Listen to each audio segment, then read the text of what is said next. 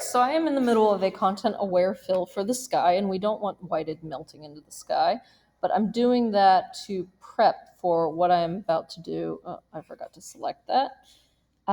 To use the sky replacement tool. Let's go back in there and add those windows. I was so concerned with not cutting off Quinn's cool hair that I forgot to grab that window. So content-aware fill, not the one under the regular fill. I'm getting rid of anything in green that I don't want sampled.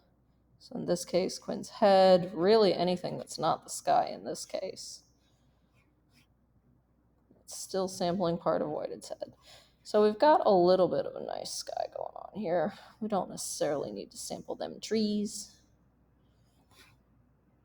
Got to figure out where that green's coming from. Why are you sampling that green? It's because it's right here. Getting there.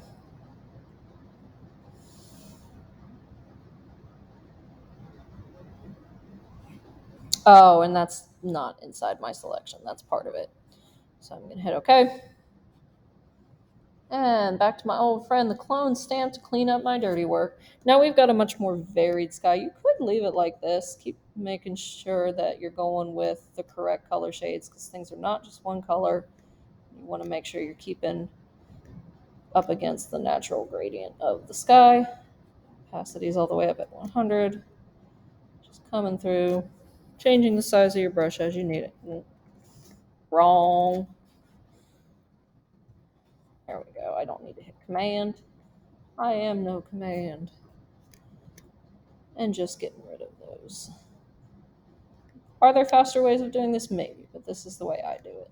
And that's what you're going to learn for now. You can always experiment on your own, and if you find a way that works better, let me know. If you find a way that isn't necessarily better but works better for you, you can use that. Unless you're taking the Adobe test, then you have to do it how they tell you to. Yay, standardized testing. Make sure this is a nice blend. Don't sample the hair. Nope, don't do it. Don't do it. Close enough. We're going to cover it up anyway. All right, so that looks pretty cool, actually. Again, the focus is on Whited and the kid, not necessarily on this. I could go in and remove the pool skimmer. I'm not going to right now. Not worried about it. What I am worried about is sampling Le Sky. So now I'm going to go back in with my magic selection. Why you not let me select? Oh, because it's another layer. Wrong layer, Kronk. Command E. I was hitting Command S, not Command E. Now it's all one layer. Zoop.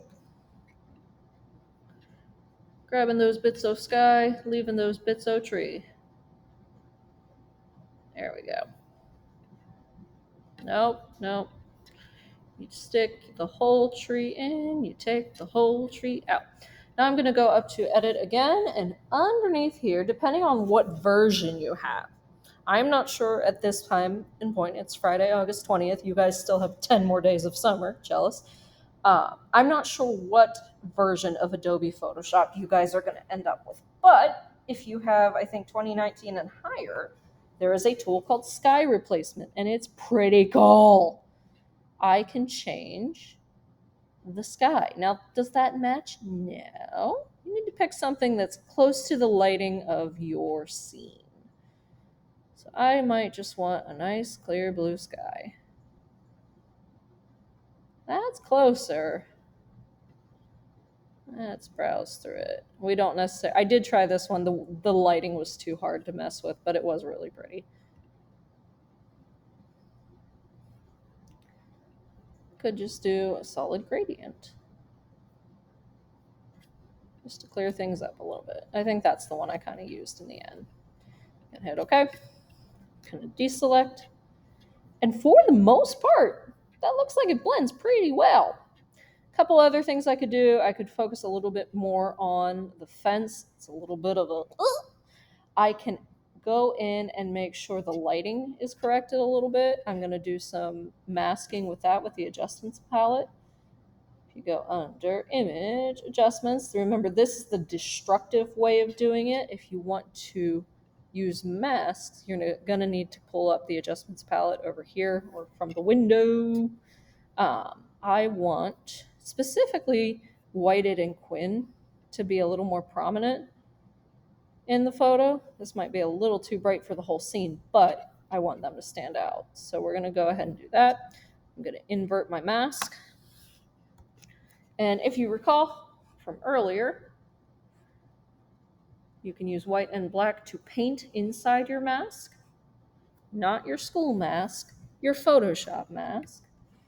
And I need to change my brush to something else. There we go.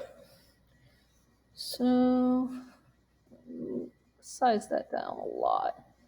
And I'm just going to paint over Whited and Quinn. I want them to be a little more vibrant and a little less red. This picture was heavy on the red tones. And it makes them stand out just a little bit more. Whited's face is kind of in shadow, so I can do some stuff to address that. Let's go in with the levels and play around with those.